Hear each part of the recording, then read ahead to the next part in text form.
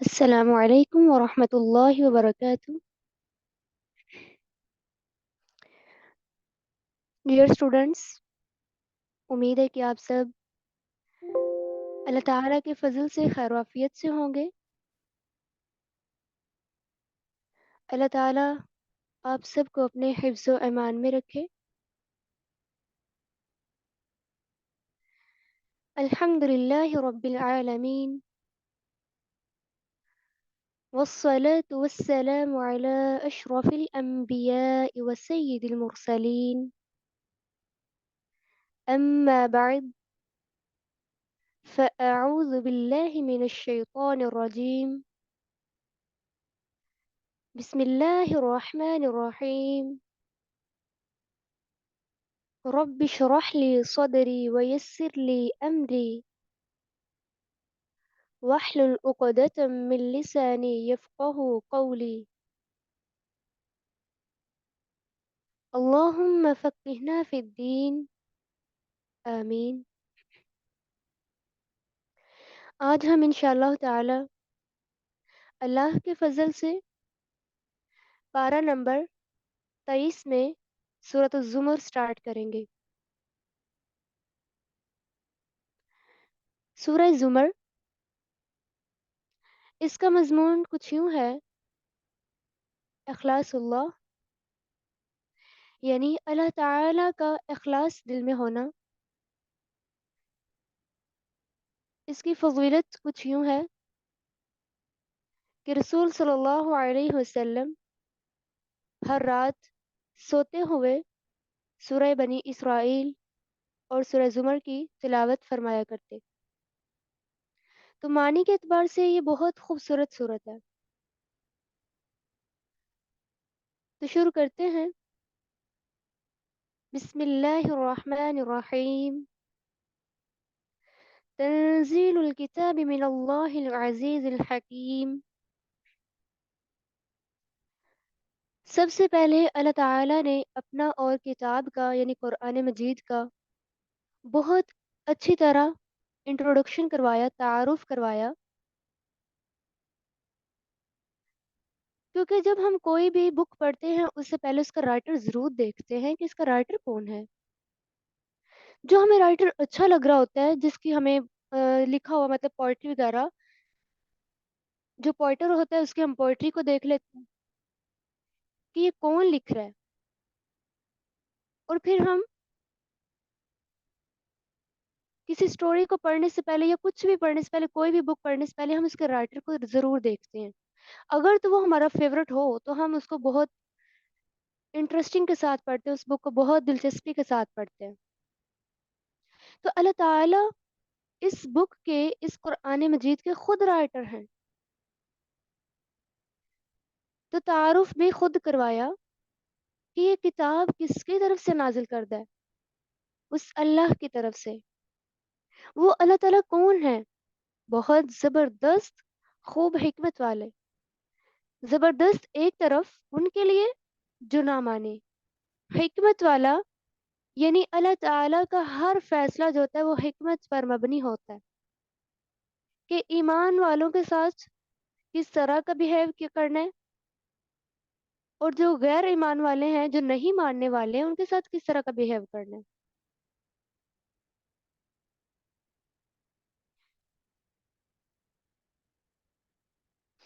تو یہ اللہ تعالیٰ نے کتاب حق کے ساتھ نازل کی ہے. تو یہ کس لیے نازل کی ہے؟ فَاعْبُدِ اللَّهِ، اللہ کی عبادت کرنی ہے. اگر ہمیں اس بک میں پتہ چل جاتا ہے کہ عبادت کس کی کرنی ہے تو وہ اللہ کی عبادت کرنی ہے. اللہ تعالیٰ نے یہ بتایا کرنی کس کے لیے، خالص اللہ ہی کے لیے کرنی ہے، کیونکہ دین اسی کے لیے، خالص دین اسی کے لیے. آیت نمبر 3 میں بتایا کہ جو مشرکین کا طرز عمل ہے اس قرآن مجید کے ساتھ، اللہ تعالیٰ کے ساتھ، وہ اللہ تعالیٰ کے سوا کسی اور کو دوست بنا لیتے ہیں، مددگار بنا لیتے ہیں. ہیلپ تو صرف اللہ تعالیٰ کرتے ہیں نا، کوئی بھی مدد نہیں کر سکتا. جو مدد اللہ تعالیٰ کر سکتے ہیں وہ کوئی بھی نہیں کر سکتا. تو جو مشرکین ہیں وہ اللہ کے سوا کسی اور کو دوست بنا لیتے ہیں، ولی بنا لیتے ہیں، مددگار بنا لیتے ہیں، پھر وہ قریب بھی ان کے زیادہ ہو جاتے ہیں، ان کا قرب حاصل کرتے ہیں، لیکن ان کا قرب نہیں ہے. تو اللہ تعالیٰ ان کے درمیان فیصلہ کریں گے. اللہ تعالیٰ نے کسی بھی چیز کو بے مقصد نہیں بنایا، اور ہر ایک کا اللہ تعالیٰ نے ایک رزلٹ رکھا ہوا ہے. اس رزلٹ کے اناؤنس کرنے کے لیے ایک دن بھی رکھا ہوا ہے. تو اس دن جب رزلٹ اناؤنس ہوگا قیامت والے دن، اس سے مراد یہ ہے جو یہ اختلاف کر رہے ہیں، یعنی اللہ تعالیٰ کے ساتھ کسی اور کو شریک بنا رہے ہیں، تو ان کے درمیان فیصلہ اللہ تعالیٰ خود کریں گے. تو اللہ تعالیٰ ایسے کافروں کو ہدایت نہیں دیتے، کیونکہ وہ ہدایت کے خود طلبگار ہی نہیں ہے کافر.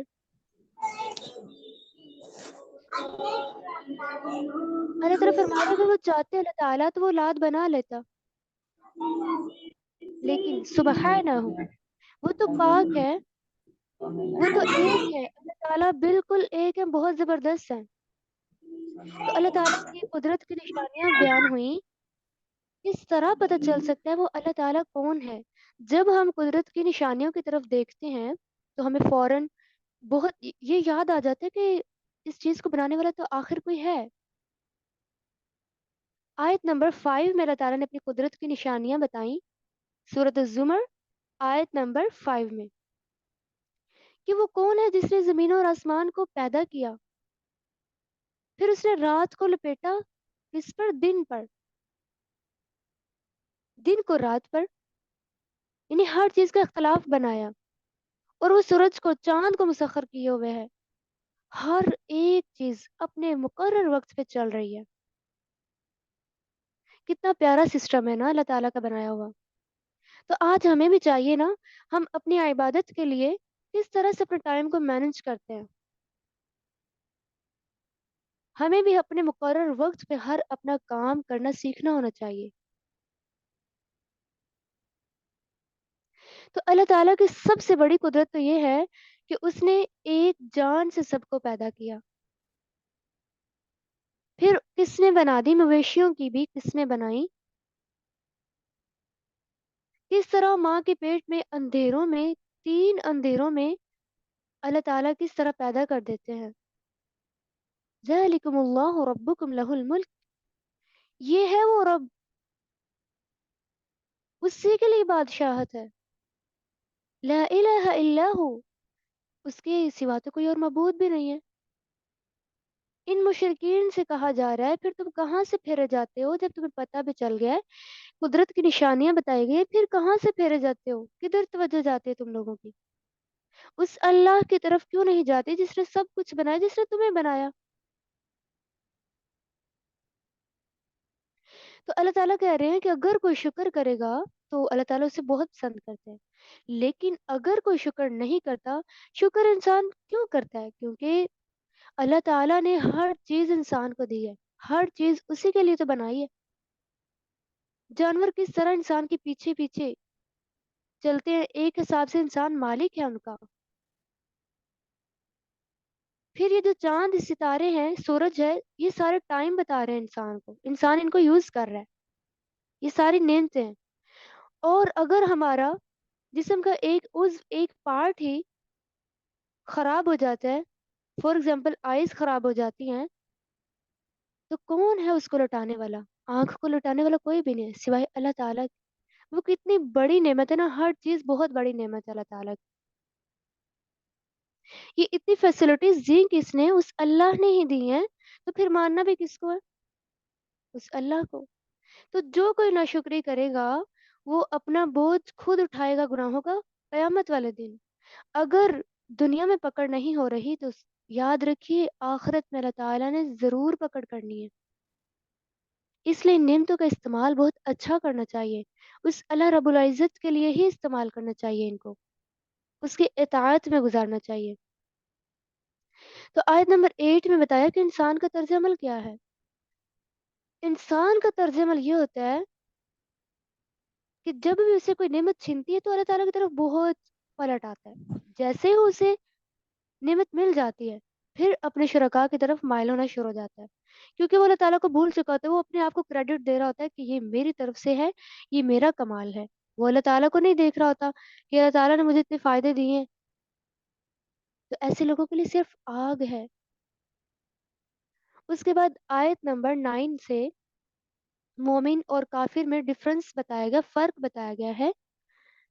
فرمایا امن هو قانت آناء اللیل ساجدا وقائما، یعنی ایک وہ ہے جو رات کو سجدے میں، قیام میں گزارتا ہے. تو کیا وہ اس شخص کے برابر ہو سکتا ہے جس کے پاس علم ہی نہیں ہے اس چیز کا، جو یہ کام نہیں کرتا؟ یہ دونوں برابر نہیں ہو سکتے. تو کیا ان کا کام برابر نہیں ہے تو ان کا انجام برابر ہو سکتا ہے؟ نہیں. اب دو بچے پڑھ رہے ہیں، اکٹھے پڑھ رہے کمپٹیشن کے ساتھ، جو جتنی محنت کرے گا اس کو اتنا پھل مل جائے گا. تو اب علم والا اور غیر علم والا یہ برابر نہیں ہو سکتے، تو ان کا انجام بھی برابر نہیں ہو سکتا. اس کے بعد رکوع نمبر ہے 16 اور آیت نمبر 10 میں شان نزول بھی بتایا جا رہا ہے. سورۃ الزمر ہی ہے ابھی. فرمایا قل یا عباد الذین آمنوا اتقوا ربکم. شان نزول اس میں یہ ہے کہ آیت تب نازل ہوئی جب اہل مکہ کے حبشہ، مطلب جو اہل مکہ کے لوگ تھے، انہوں نے حبشہ کی طرف ہجرت کی. ہجرت سے پہلے کفار مسلمانوں پر بہت ظلم کرتے تھے، اس لیے فرمایا کہ کہیں اور جا کر عبادت کر لو. یعنی اللہ تعالیٰ کی جو زمین ہے وہ تو وسیع ہے، وہ تو کھلی ہے. اگر انسان کو کوئی مشکل ہو رہی ہے عبادت کرنے میں، اللہ تعالیٰ کا کہنا ماننے میں، اطاعت کرنے میں، تو انسان کے لیے کتنی بڑی زمین اللہ تعالیٰ نے بنائی. وہ کہیں اور ہجرت کر لے، کہیں اور چلا جائے جہاں پہ اس کو اس طرح کے جو مواقع ہیں وہ مہیا ہیں، میسر ہیں. اس کے بعد آیت نمبر 11 میں آپ صلی اللہ علیہ وسلم سے خطاب ہے. چونکہ مشرکین کا ذکر ہوا تو اللہ تعالیٰ آپ صلی اللہ علیہ وسلم سے فرما رہے ہیں کہ آپ نے یہ کہنا ہے کہ میں حکم دیا گیا ہوں کہ میں صرف اللہ کی عبادت خالص اسی کے لیے کروں، اور میں یہ حکم دیا گیا ہوں کہ میں فرما برداروں میں سے ہو جاؤں. میں تو اللہ تعالیٰ کے جو بڑے عذاب کا دن ہے میں اس سے ڈرتا ہوں. اگر میں نے اللہ تعالیٰ کی نافرمانی کی، سے پتہ چلتا ہے کہ یہ جو انبیاء تھے اللہ تعالیٰ نے ان کو بھی وارن کیا تھا کہ اگر آپ لوگوں نے نافرمانی کی تو آپ لوگوں کو بھی عذاب ملے گا. تو کتنا ڈرے کرتا تھے نا، بہت زیادہ ڈرتے تھے انبیاء، صحابہ. لیکن آج ہماری نسل میں ڈر ختم ہو چکا ہے اللہ تعالیٰ کا. تو مشرکوں سے بھی کہا جا رہا ہے کہ بس اللہ کی عبادت کرو، تم اس کے سوا کس کی عبادت کر رہے ہو، تم کس کو چاہ رہے ہو؟ تو خسارہ ایسے ہی لوگ پانے والے ہیں، قیامت کے دن بھی ان کے لیے خسارہ ہی ہوگا. اس کے بعد آیت نمبر 16 میں ہدایت یافتہ اور غیر ہدایت یافتہ میں فرق بتایا گیا کہ یہ ان دو گروہوں میں فرق کیا ہوتا ہے، ان کے انجام میں فرق کیا ہے. کیونکہ ایک وہ جو اللہ تعالیٰ کو پکارتے ہیں وہ ہے ہدایت یافتہ، اور جو دوسروں کو پکارتے ہیں وہ ہے غیر ہدایت یافتہ. تو جو ہدایت نہیں پاتا ان کے لیے کیا ہوگا، ان کا انجام کیا ہوگا؟ نعوذ باللہ، ان کے اوپر آگ کی چھتریاں ہوں گی قیامت کے دن.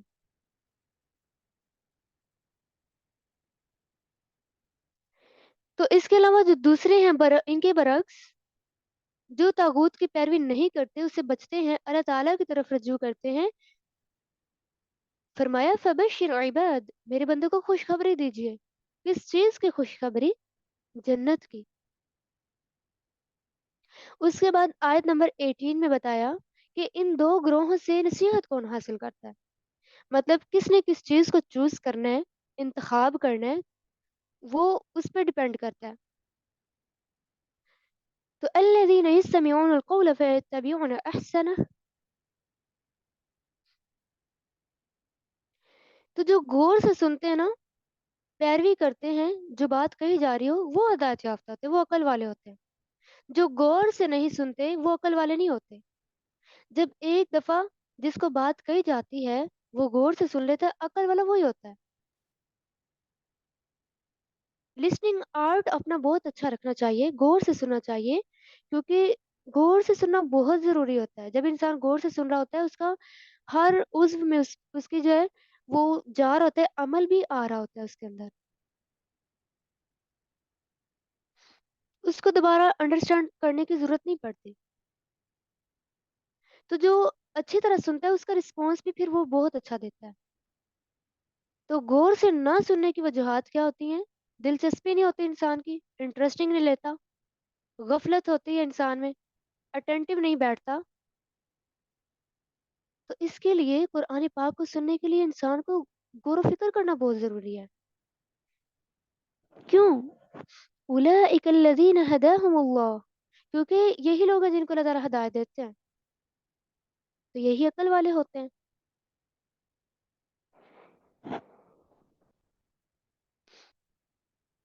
तो ये जो अक्ल वाले होते हैं, जो नसीहत पकड़ते हैं, जो तागूत से बच जाते हैं, अल्लाह ताला की सिर्फ इबादत करते हैं, तकवा इख्तियार करते हैं, उनके लिए क्या होगा? बाला खाने होंगे जन्नत में। वो यूं बने होंगे जैसे एक इमारत होती है, खूबसूरत बिल्डिंग बनी होगी, जैसे मिरर लगे होते हैं, शीशे वगैरह लगे होंगे साइडों पे हर तरफ, और अंदर से जो सारा हिस्सा होगा, बाहर इंसान खड़ा हो तो वो अंदर से नज़र आएगा। अगर इंसान अंदर खड़ा होगा तो बाहर वाला सारा जो सीन होगा, बाहर वाला एरिया नज़र आ रहा होगा। मतलब बाहर से अंदर और अंदर से बाहर दोनों नज़र आ रहे होंगे। इतना खूबसूरत सीन लग रहा होगा। ला युखलिफुल्लाहुल मिआद, अल्लाह ताला वादे के खिलाफ नहीं करते।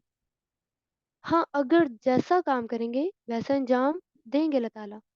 अल्लाह ताला ने जैसा वादा किया हुआ जिसके साथ, वो अल्लाह ताला पूरा करेंगे। तो इंसान पे डिपेंड करता है कि उसने क्या चीज़ लेनी है। तो अल्लाह ताला के लिए तो कुछ मुश्किल नहीं है। वो अपने वादों को पूरा करने वाला है। वो तो दोबारा उठाएगा भी। उसके लिए कुछ मुश्किल नहीं, दो पहली दफ़ा पैदा करना मुश्किल नहीं है, तो दूसरी दफ़ा पैदा करना कैसे मुश्किल हो सकता है उसके लिए? तो इसीलिए गौर दिलाया गया कि उस अल्लाह के लिए कुछ मुश्किल नहीं है। आयत नंबर 21 में बताया गया, अलम तरो अन्नल्लाह अंज़ल मिनस समाई माअ, यानी क्या गौर नहीं किया? क्या आपने नहीं देखा कि अल्लाह ताला ने आसमानों से किस तरह पानी उतारा, फिर ज़मीन से मुख्तलिफ रंगों के पौधे उगाए, ज़र्द रंग के, कोई किस तरह के कलर का है। इसमें नसीहत सिर्फ़ उनके लिए जो अक्ल वाले हैं। उसके बाद रुकू नंबर 17 में बताया गया दिल की कैफ़ियत के लिहाज़ से, क्योंकि जो इंसान गौर से सुनता है ना, उसके दिल की कैफ़ियत होना बहुत ज़रूरी होती है। दिल की कैफ़ियत जैसी होगी, इंसान के वैसा इफ़ेक्ट पड़ता है कानों पे। सबसे पहले दिल मुअस्सर होता है, हर चीज़ का असर सबसे पहले दिल पे होता है। तो इसीलिए दिल को हाज़िर-नाज़िर करना बहुत ज़रूरी होता है। इसीलिए दिल की कैफ़ियत के लिहाज़ से अल्लाह ताला ने यहाँ पे बताया कि जो जिसका सीना अल्लाह ताला इस्लाम के लिए खोल दे, तो वो तो अपने रब की तरफ से बहुत नूर पर है। उसका दिल मुनव्वर हो जाता है, लोग उससे फ़ायदा उठाते हैं। किस तरह से? वो आगे लोगों को समझाता है, फिर उसको भी उनका अजर मिल रहा होता है जो वो समझाता है, लोग उस पे अमल कर रहे होते हैं। तो हलाकत किनके लिए? जिनका दिल अल्लाह के ज़िक्र से सख्त हो जाए, यही लोग गुमराही में हैं। तो जिनके दिल नरम होते हैं, जल्दी मुअस्सर हो जाते हैं, उनकी जो जिल्द होती हैं वो लरज़ने लगती हैं, अल्लाह ताला के खौफ से डरने लगते हैं वो। जब भी कोई ऐसी आयत सुनते हैं, अल्लाह के ज़िक्र से उनके दिल जो होते हैं वो बहुत ज़्यादा और नरम हो जाते हैं और डरते भी हैं। तो इन्हीं के लिए हिदायत है। तो अल्लाह ताला जिसे चाहे भटकाते हैं, जिसे चाहे हिदायत देते हैं। सिर्फ़ इंसान के अंदर तलब होना बहुत ज़रूरी है। जिस चीज़ की इंसान ख़्वाहिश करता है उसको मिल जाती है। तो जो कोई अल्लाह ताला का चेहरा चाहेगा, क़यामत वाले दिन उसको अल्लाह ताला अपना दीदार करवाएँगे, और जो कोई अज़ाब चाहता है, उसे उसका हिस्सा मिल जाएगा। ज़ालिमों के लिए वही होगा जो वो कमाई करेंगे। तो सख्त दिल वाले जो होते हैं वो झुठला देते हैं, अल्लाह ताला के आखिरी दिन को भी झुठला देते हैं, उस अज़ाब को भी झुठला देते हैं, वो शऊर ही नहीं रखते हैं। तो अल्लाह ताला ने इनको दुनिया की ज़िंदगी में भी रुसवाई चखाई है, और आखिरत के दिन भी इनके लिए बहुत बड़ा अज़ाब होगा। फिर ये हसरत भी करेंगे। ये अल्लाह ताला ने कुरान क्यों बयान किया? क्योंकि اس سے انسان غور و فکر کرے، نصیحت پکڑے. دو طرح کی مثال اللہ تعالیٰ بیان کرتے ہیں تاکہ ہر کوئی سمجھ لے اس کا انجام کیا ہے، اس کا انجام کیا ہے. جب انسان کے انجام پہ ہوتی ہے نا نظر، پھر وہ سوچتا ہے ہاں مجھے اب یہ کرنا ہوگا، مجھے یہ کرنا ہوگا، میرا ٹارگٹ ہے. ایک انسان ہے جو چیز پانی ہوتی ہے نا، پھر اس کے لیے بہت کوشش کرتا ہے، ٹارگٹ سیٹ کرتا ہے. تو اگر انسان نے جنت کی کوشش کرنی ہے تو اس کے لیے ٹارگٹ سیٹ کرے گا. ہاں مجھے یہ کام کرنے ہوں گے اور مجھے اپنے اپنے ٹائم پہ کرنے ہوں گے. نماز کا ٹائم ہوا، فوراً نماز پڑھی.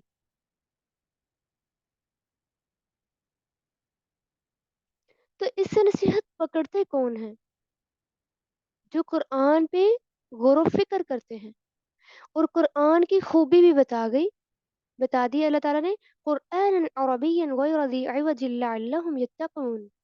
یعنی یہ قرآن جو عربک میں ہے، اس میں کوئی ٹیڑھ نہیں ہے، یہ بالکل حق بیان کرتا ہے، سچ بیان کرتا ہے، اس میں کوئی غلط چیز نہیں ہے. اللہ تعالیٰ مثالیں دے دے کے اس لیے بیان کرتے ہیں کیونکہ مثال سے انسان کو بہت اچھی سمجھ آ جاتی ہے. اگر کسی چیز کی اگزامپل انسان دیکھ لیتا ہے نا، بہت جلدی اس کو سمجھ آ جاتی ہے، بہت جلدی انڈرسٹوڈ کر لیتا ہے چیز کو.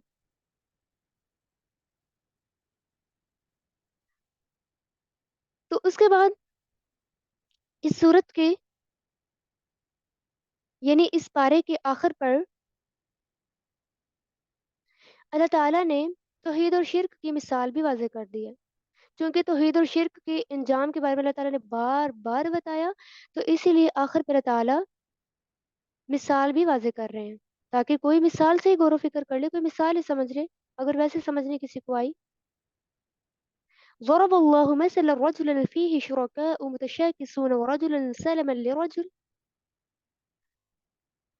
توحید اور شرک کی مثال بیان کی گئی، یعنی جو مختلف شرکاء کو مانتے ہیں ان میں جھگڑا ہوتا ہے، اور جو مومن ہوتا ہے وہ توحید پرست ہوتا ہے، توحید پہ ہوتا ہے، وہ صرف اللہ کو راضی کرتا ہے. اس کی زندگی جو ہوتی ہے نا وہ زیادہ سکون والی ہو جاتی ہے کیونکہ اس کو لوگوں سے کوئی غرض نہیں ہوتی، صرف اللہ تعالیٰ سے اللہ تعالیٰ کے ساتھ اس کا معاملہ ہوتا ہے. تو اس کی دنیا اور آخرت دونوں بہتر ہو جاتی ہیں. لیکن یہ مثال اکثر لوگ نہیں جانتے. تو ان مثالوں پہ غور و فکر کرے گا انسان تو اس کو موت بھی یاد آئے گی. اس کو پتہ چلے گا ہاں میرا ایک انجام ہے، ایک دن رکھا ہوا ہے اللہ تعالیٰ نے. اور میری یہ زندگی، یہ جو میری لائف ہے جو میں سپینڈ کر رہا ہوں، یہ اتنی دیر تک نہیں رہے گی، یہ تو بہت شارٹ کٹ لائف ہے، بہت منتصر سی ہے. تو اللہ تعالیٰ آپ صلی اللہ علیہ وسلم سے خطاب کر رہے ہیں کہ آپ بھی مرنے والے ہیں اور یہ بھی مرنے والے ہیں. جو یہ شرک کر رہے ہیں سب مرنے والے ہیں. تو جو جیسا عمل کرے گا وہ اپنا انجام پا لے گا. فرمایا ثم انکم یوم القیامت عند ربکم تختصمون. یعنی ہر کوئی پھر قیامت کے دن جھگڑ رہا ہوگا اللہ تعالیٰ کے پاس.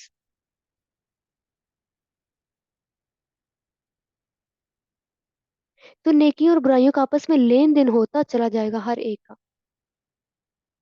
جس نے کسی کے ساتھ برا کیا ہوگا اس کی نیکیاں ضائع ہو جائیں گی، اس کو دوسرے کو مل جائیں گی. جس کے اوپر اس نے ظلم کیا ہوگا ہر کوئی جھگڑ رہا ہوگا. لیکن اس دن حق کے ساتھ ہی فیصلہ کیا جائے گا. چاہے کوئی، اگر تو کوئی حق پہ جھگڑ رہا ہوگا تو اس کا حق اسے ضرور دیں گے اللہ تعالیٰ. لیکن اگر کوئی جھوٹ سے کر رہا ہوگا، لیکن اللہ تعالیٰ تو جانتے ہیں، اللہ تعالیٰ تو دلوں کے راز بھی جانتے ہیں، جو جھوٹ بول رہے ہوں گے تو کیا وہ بچ جائیں گے؟ بالکل نہیں.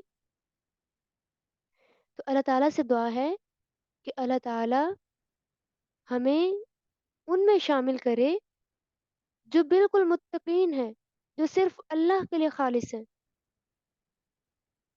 اس کے بعد پارہ نمبر 24 سٹارٹ ہو رہا ہے. سورۃ زمر ہی ہے ابھی، ٹاپک بھی ابھی چونکہ وہی ہے، توحید اور شرک کے بارے میں. فمن أظلم ممن كذب على الله وكذب بالصدق إذ جاءه أليس في جهنم مثوى للكافرين. توجہ دلائی جا رہی ہے یہاں پر کہ جو کوئی بڑا ظالم ہے. ظالم کون ہوتا ہے؟ جو شرک کرتا ہے، جو اللہ کے برابر کسی کو ٹھہراتا ہے. वो ज़ुल्म हुआ ना। तो जो कोई अल्लाह ताला पर झूठ बाँधे, तो जब वो आएगा क़यामत के दिन अल्लाह ताला के पास, तो क्या होगा? अपने झूठ को लेकर आएगा, ऐसे काफ़िरों के लिए फिर क्या हो गया? जहन्नुम, उनका ठिकाना सिर्फ़ जहन्नुम होगा। तो जो कोई सच्चाई लेकर आएगा, ज़ाहिर बात जब इंसान ने दुनिया में सच बोला होगा, सच की बात मानी होगी, मतलब सच पे ही वो रहा होगा, तो तभी वो मुत्तकी होगा ना, फिर ही वो सच्चाई को लेकर आएगा ना। तो जो सच्चाई वाले होंगे, अल्लाह ताला फरमा रहे हैं कि जो भी वो चाहेंगे ना अपने रब की तरफ से जज़ा उनको मिलेगी। ज़ालिका जज़ाउल मुहसिनीन, नेकोकारों का ऐसा ही बदला होता है। उनको अल्लाह ताला बहुत चॉइस देते हैं, क्या लेना है आप लोगों ने, अब क्या लेना है? कितने प्यार से अल्लाह ताला कहेंगे ना, ये क्यों अल्लाह ताला ने ऐसा 2 लोगों का रखा इंजाम? समझने के लिए, ताकि अल्लाह ताला फ़र्क करें। यानी जो बदतरीन अमाल वाले हैं उनका उनको बदला दें और जो बेहतरीन अमाल वाले हैं उनको उनका अच्छा बदला दें। तो अल्लाह ताला किनको काफ़ी होते हैं? अपने बंदों को काफ़ी होते हैं। तो जिसे अल्लाह ताला भटका दे, उसे कोई हिदायत देने वाला नहीं है। बार-बार अल्लाह ताला रिपीट कर रहे हैं। तो जिससे अल्लाह ताला हिदायत दे दे, फिर उसे कोई भटका भी नहीं सकता। तो अल्लाह ताला से हमेशा हिदायत की दुआ करनी चाहिए। अल्लाहुम्मा हदिनी वसद्दिदनी। आप सल्लल्लाहु अलैहि वसल्लम कसरत से दुआ करते। उसके बाद मुशरिकीन का ज़िक्र हुआ आयत नंबर 38 में, वलइन सअलतहुम मन खलक़स समावाति वल अर्ज़ लयक़ूलुन्ना अल्लाह।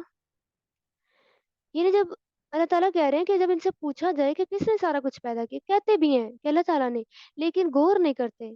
फिर भी अल्लाह ताला के साथ दूसरों को पुकारते हैं।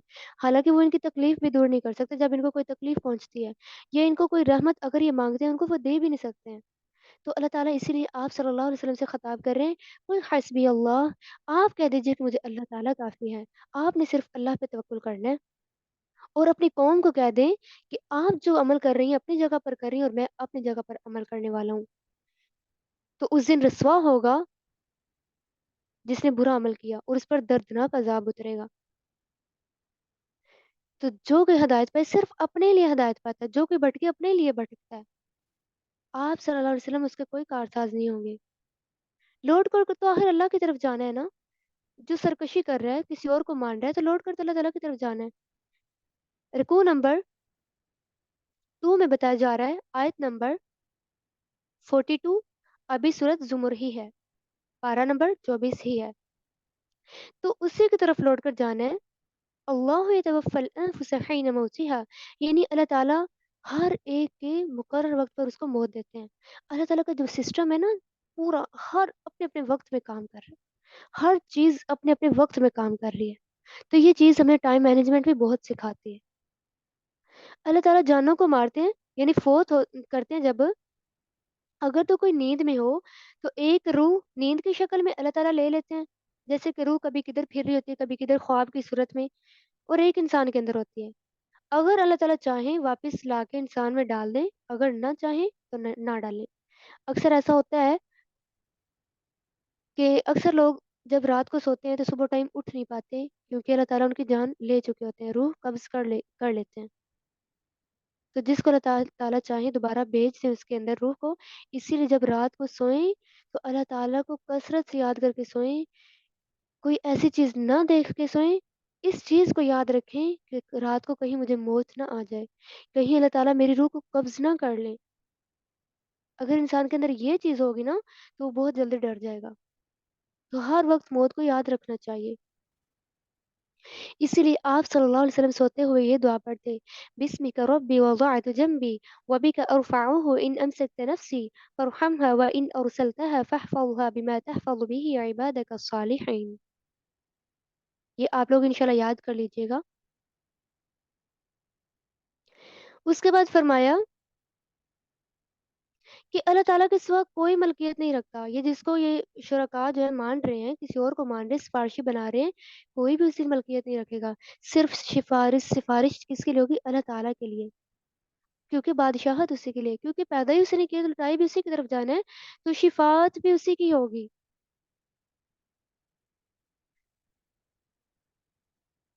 تو ایسے لوگوں کے سامنے جب اللہ تعالیٰ کا ذکر کیا جاتا ہے، تو آخرت کا ذکر کیا جائے تو یہ بہت اس کو ہلکا لیتے ہیں، اس چیز کو ڈاؤٹ کرتے ہیں، اس میں شک کرتے ہیں، بہت خوش ہو جاتے ہیں. اسی لیے اللہ تعالیٰ آپ صلی اللہ علیہ وسلم سے فرما رہے ہیں آیت نمبر 46 میں کہ ان سے کہہ دیجئے سب کچھ اللہ تعالیٰ نے پیدا کیا، وہ تو ظاہر باطن ہر چیز کو جانتا ہے، وہ تو اپنے بندوں کے درمیان فیصلہ بھی کر دے گا جس میں اختلاف کر رہے ہیں.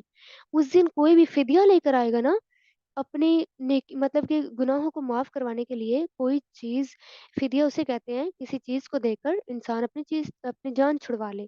تو اس دن ایسا نہیں کوئی کر سکتا، کسی کی جان نہیں چھوڑ سکتی سوائے اعمال کے. اعمال ہوں گے نیک تو انسان کی جان چھوٹ جائے گی. تو جو برے اعمال کریں گے، مذاق اڑاتے ہیں، پھر ان کا بدلہ ان کو مل جائے